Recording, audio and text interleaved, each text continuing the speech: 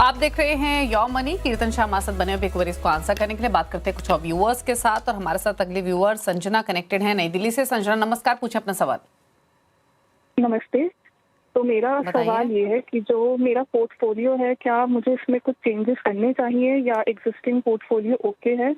और 25,000 per month की SIP से नेक्स्ट 10 इयर्स में कितना कॉर्पस एक्यूमुलेट हो सकता है? और 1 CR अगर मैं चाहती हूँ 10 इयर्स में, तो उसमें मुझे क्या चेंजेस करने चाहिए? एसआईपी बढ़ानी चाहिए या कुछ किसी और? अभी आपकी संजना पोर्टफोलियो की वैल्यू कितनी है? अभी कब से कर रही हैं आप निवेश?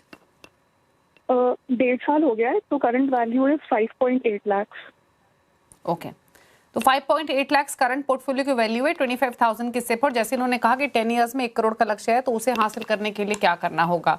कौन से फंड्स है? मेरे एसेट मल्टी एलोकेशन 10,000 रुपए महीना, 7,500 रुपए महीना डाल रही है कैनरा रोबेको लार्ज कैप में, 7,500 HDFC फ्लेक्सी कैप में।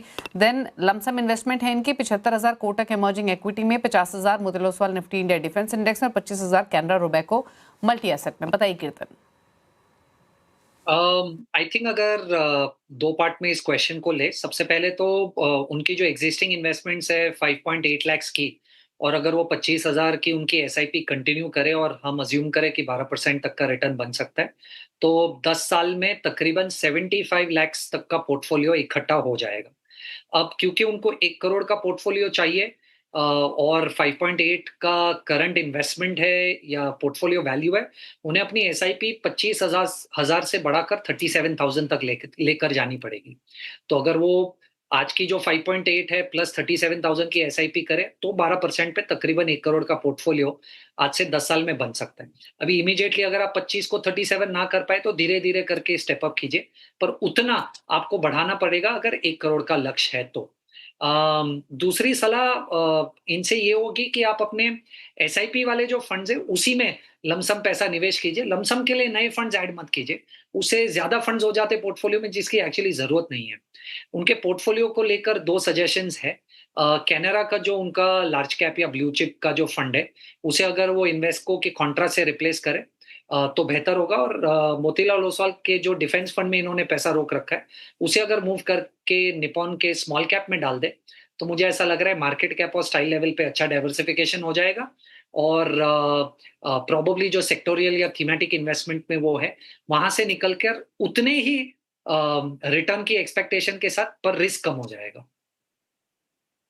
ओके, तो क्लियरली 75 लाख की राशि आप इकट्ठा कर पाएंगे संजना 10 सालों में। और अगर आपको 1 करोड़ का लक्ष्य हासिल करना है, तो या तो हर साल थोड़ा थोड़ा बढ़ाइए या सीधे 37,000 की सिप आप कर दीजिए अगर आपकी पॉकेट अलाउ करती है, वरना आप इवेंचुअली भी बढ़ा सकती हैं हर साल थोड़ा थोड़ा अपना एसआईपी फ्लोस को। बात करें अब आपके लमसम इन्वेस्टमेंट की, तो लमसम इन्वेस्टमेंट जैसे कीर्तन ने क्लियरली मेंशन किया कि जो आपके एसआईपी फंड्स हैं उन्हीं में आप डालिए लमसम। लमसम के लिए नई कैटेगरी आपको ऐड करने की जरूरत नहीं है।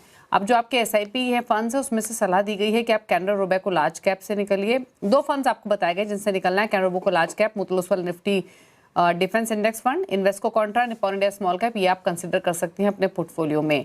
तो इन बदलावों को इम्प्लाई कीजिए अपने पोर्टफोलियो में, इन्वेस्टेड रहिए और मॉनिटर करते रहिए पोर्टफोलियो को। चलिए सवाल तो इतने ही शामिल करेंगे, पूछ लेते हैं कीर्तन के टॉप 4 फंड्स। कीर्तन बताइए आपकी चॉइसेस।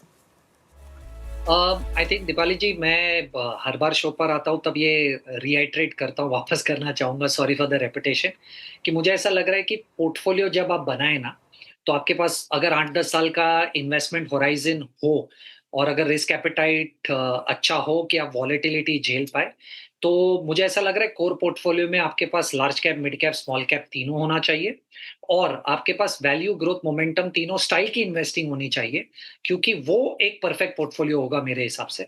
और जब आप लार्ज कैप में निवेश करें, उसे फ्लेक्सी कैप के थ्रू कीजिए, और मिड कैप, स्मॉल कैप तो आप मिड कैप, स्मॉल कैप में कर सकते हैं।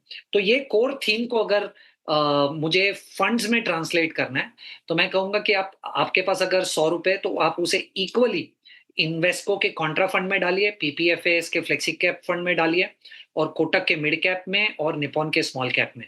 इन फंड्स में अगर समान तरीके से आपके पास पैसा उसे निवेश करेंगे, तो मार्केट कैप लेवल पर और स्टाइल डाइवर्सिफिकेशन लेवल पर आपके पास एक काफी बैलेंस पोर्टफोलियो बन सकता है।